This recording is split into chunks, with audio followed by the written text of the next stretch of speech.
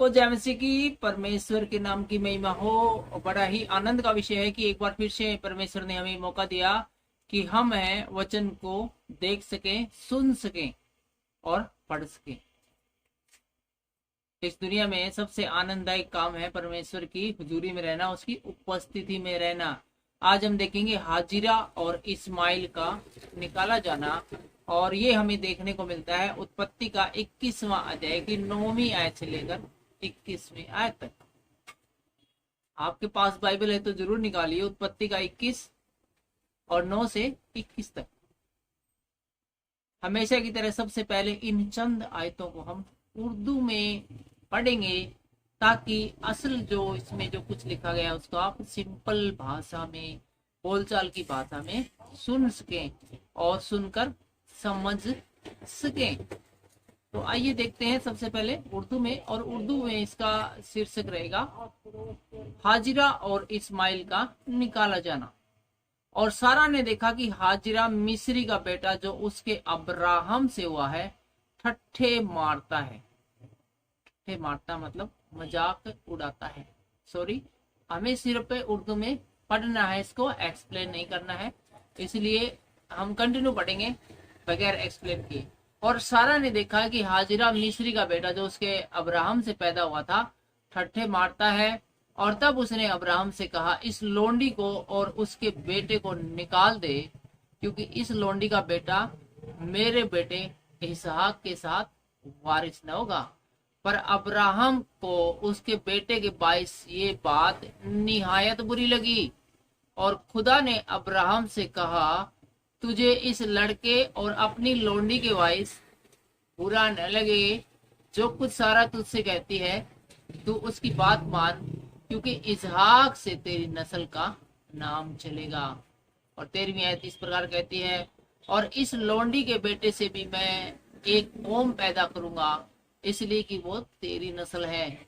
और 14वीं आयत कहती है, तब अब्राहम ने सुबह उठकर रोटी और पानी की एक मस्क ली और उसे हाजिरा को दिया, बल्कि उसे उसके कंधे पर धर दिया, और लड़के को भी उसके हवाले करके उसे रुखसत कर दिया। सो वो चली गई और बेसरबा के बियाबान में आवारा फिरने लगी। और जब मस्क का पानी खत्म हो गया तो उसने लड़के को एक झाड़ी के नीचे डाल दिया, और आप उसके मुकाबिल एक तीर के टप्पे पर दूर जा बैठी और कहने लगी, मैं इस लड़के का मरना तो न देखूं। सो वो उसके मुकाबिल बैठ गई और चिल्ला चिल्ला कर रोने लगी।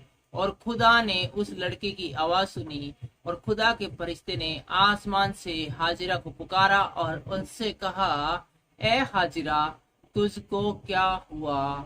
मत डर, क्योंकि खुदा ने उस जगह जहां लड़का पड़ा था उसकी आवाज सुन ली है। 18वीं आयत से इस प्रकार लिखा गया है, उठ, और लड़के को उठा और उसने उसे अपने हाथ से संभाल, क्योंकि मैं उसको एक बड़ी कौम बनाऊंगा। फिर खुदा ने उसकी आंखें खोली और उसने पानी का एक कुआं देखा, और जाकर मस्क को पानी से भर लिया और लड़के को पिलाया। और खुदा उस लड़के के साथ था, और वो बड़ा हुआ और बियाबान में रहने लगा और तीरंदाज बना। और वो फरान के बियाबान में रहता था, और उसकी माँ ने मुल्क मिस्र से उसके लिए बीवी ली। परमेश्वर का वचन उर्दू में सुने जाने पर परमेश्वर आपको आशीष दे, बरकत दे। इन्हीं चीजों को जो अभी हमने उर्दू में देखा, हिंदी में देखते हैं। हम देख रहे हैं उत्पत्ति उसका 21वां अध्याय की 9वीं से लेकर 21वीं आयत तक, हाजिरा और इस्माइल का निकाला जाना। 9वीं आयत हमें हिंदी में बताती है, तब सारा को मिस्री हाजिरा का पुत्र जो अब्राहम से उत्पन्न हुआ था हंसी करता हुआ दिखाई दिया। तो सारा को ऐसा लगा कि जो हाजिरा से उत्पन्न हुआ लड़का वो उसका मजाक उड़ा रहा है। इसी कारण उसने अब्राहम से इसकी शिकायत कर दी। 10वीं आयत में देखते हैं, इस कारण उसने अब्राहम से कहा, इस दासी को पुत्र सहित निकाल दे। बोली, छोटा सा लड़का है, मुझे ऐसा लग रहा है मेरा मजाक उड़ा रहा है, इसलिए तो ये जो दासी है ना, इस माँ बेटे दोनों को तो यहाँ से रफा दफा कर दे, इस घर से तुम निकाल दे। क्योंकि हम इस दासी का पुत्र मेरे पुत्र इसहाक के साथ बाकी नहीं हुआ। ये जो दासी का पुत्र होके भी मेरा जो बेटा है उसका मजाक उड़ाता है, उसकी इंसल्ट करता है, और इसलिए ये जो दासी का पुत्र है इसको कोई संपत्ति वगैरह कुछ नहीं मिलेगी। इसको तुरंत है वो यहाँ से घर से निकाल दे, इसकी माँ को भी निकाल दे और इस लड़के को भी निकाल दे। यह बात अब्राहम को अपने पुत्र के कारण बुरी लगी। अब सारा ने तो ये बात कह दी कि इसकी माँ बेटे दोनों को निकाल दे, लेकिन अब्राहम का क्योंकि वो बेटा था इसलिए ये बात उसको वो बहुत बुरी लगी कि उसके बेटे के बारे में सारा ने ऐसा क्यों कहा, और उसका मूड खराब हो जाता है, वो उदास हो जाता है। परंतु परमेश्वर ने अब्राहम से कहा, और जब परमेश्वर ने देखा कि अब्राहम इस बात को लेकर चिंतित है, उदास है, तो परमेश्वर ने उससे कहा उस लड़के और अपनी दासी के कारण तुझे बुरा न लगे। तो परमेश्वर ने कहा कि जो बात सारा तुझे कहती वो तुझे बुरी न लगे, मुझे पता है कि वो तेरा बेटा है, इस कारण तुझे सारा की बात बहुत बुरी लगी है। जो बात सारा तुझसे कहे उसे मान। और यहाँ पर परमेश्वर कहता है कि जो बात सारा तुझे कहती है उसको तू मान ले। जो तेरा वंश कहलाएगा वह इसहाक ही से चलेगा। और परमेश्वर कहता है कि तुझे टेंशन लेने की जरूरत नहीं है कि तेरा वंश है वो कम हो जाएगा, और तेरा वंश है वो उसको अपने घर से क्यों निकाल रहा है। तेरा वंश है वो इस दासी के पुत्र से नहीं बल्कि इसहाक के द्वारा ही चलेगा। दासी के पुत्र से भी मैं एक जाति उत्पन्न करूंगा। और कहता है कि तू ये और भी टेंशन ना ले, तेरी जो दासी का पुत्र है उससे भी एक पूरा वंश मैं उत्पन्न करूंगा, इसलिए कि वह तेरा वंश है। और वो इसलिए करूंगा मैं क्योंकि वो तेरा वंश है। तो हम यहाँ पर देख रहे हैं कि परमेश्वर है वो अपने भक्तों का हमेशा कितना ख्याल रखते हैं। अब्राहम को कितना बड़ा आश्वासन देते हैं कि वो तेरा वंश है, इसलिए मैं उससे भी एक वंश उत्पन्न करूंगा। और 14वीं आयत में कहते हैं इसलिए अब्राहम ने सवेरे तड़के उठकर रोटी और पानी से भरी हुई चमड़े की थैली भी हाजिरा को दी और उसके कंधे पर रखी, और उसके लड़के को भी उसे देकर उसको विदा किया। और जब सुबह हुई तो अब्राहम ने अपनी दासी को और उसके बेटे को अपने घर से विदा किया। और जब वो जाने लगे तो उनको एक पानी का है कुछ सुराही टाइप का कुछ दिया जिससे कि उनको प्यास लगे, तो वो पी ले। एक चमड़े की थैली दी। वह चली गई और बरसेवा के जंगल में भटकने लगी। उसका तो दिमाग वैसे घूम गया था दासी का। तब अकेली औरत अपने बच्चे के साथ कहाँ जाए, क्या पिए, क्या खाए, इसलिए वो वहां से निकल गई। उसका भी दिमाग पूरी तरह से घूम गया था और बरसेबा के जंगल में वो भटक गई और यहाँ वहां घूमने लगी। जब थैली का जल समाप्त हो गया तब उसने लड़के को एक झाड़ी के नीचे छोड़ दिया और देखा कि पानी है वो लगातार थैली का कम होता जा रहा है और वो भटक रही है और थैली का पानी लगातार खत्म हो रहा है। एक समय ऐसा आता है कि थैली का पूरा पानी खत्म हो जाता है और आसपास कहीं पर भी उस बियाबान में, उस जंगल में पानी नहीं होता और प्यास से वो और उसका लड़का मरने पर होते हैं। और तब जब उसका जल समाप्त हो गया उसकी थैली का, उसकी सुराही का, तब उसने लड़के को एक झाड़ी के नीचे छोड़ दिया। लड़की को एक झाड़ी के नीचे छोड़ दिया और आप उससे एक तीर भर के टापे पर दूर जाकर उसके सामने यह सोचकर बैठ गई, मुझको लड़के की मृत्यु देखनी न पड़े। एक अपने लड़के को तो उसने, उस दासी ने एक पेड़ के नीचे, झाड़ी के नीचे बिठाया और खुद उससे करीब 100 मीटर दूर जाकर बैठ गई ताकि वो अपने बेटे की मौत को देख न सके। प्यास इतनी तेज लगी थी उन्हें की जान निकलने पर थी।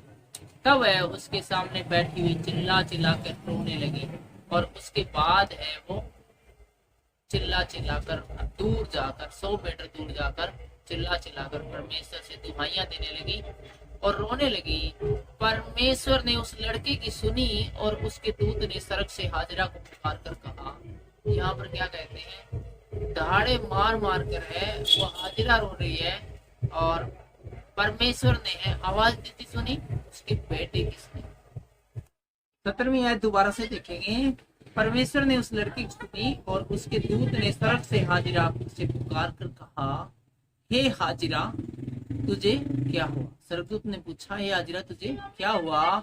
मत डर, क्योंकि जहां तेरा लड़का है वहां से उसकी आवाज परमेश्वर को सुन पड़ी है।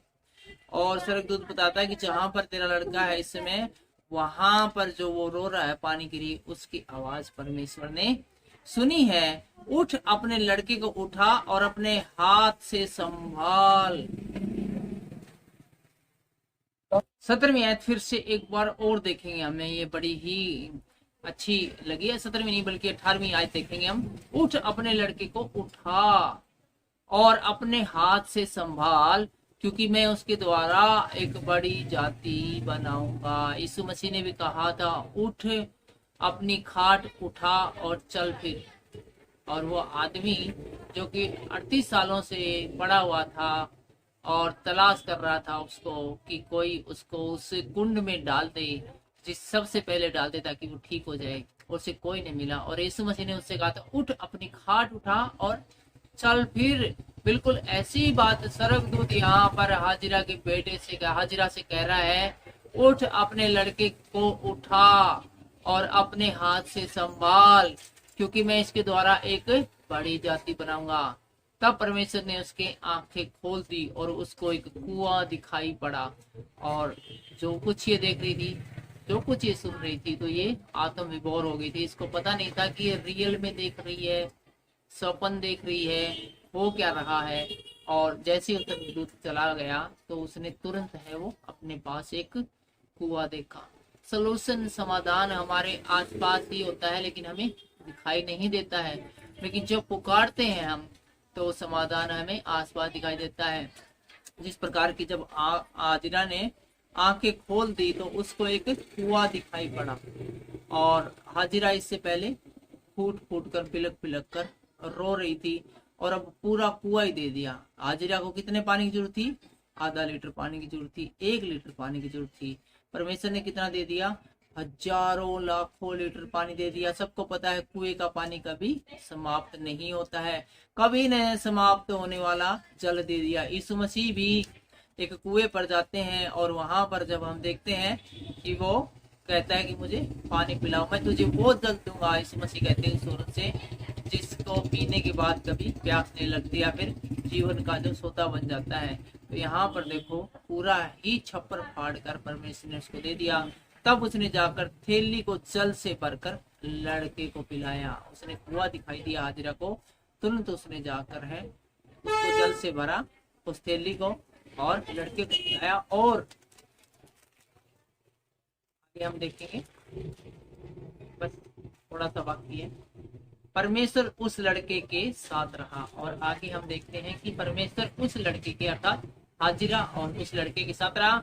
और जब वह बड़ा हुआ तब जंगल में रहते हुए धनुर्धारी बन गया। जंगल में ही वो लड़का रहा और बड़ा तकड़ा है, वो धनुर्धारी बन गया। वह पारान नामक जंगल में रहा करता था, और उसकी माता ने उसके लिए मिस्र देश से एक स्त्री मंगवाई। और उस लड़के का के लिए जो स्त्री ढूंढी उसने, वो मिस्र देश से स्पेशल उसकी माँ ने मंगवाई। आज के वीडियो में सिर्फ इतना ही, मिलते हैं अगले वीडियो में, तब तक सबको जय मसीह।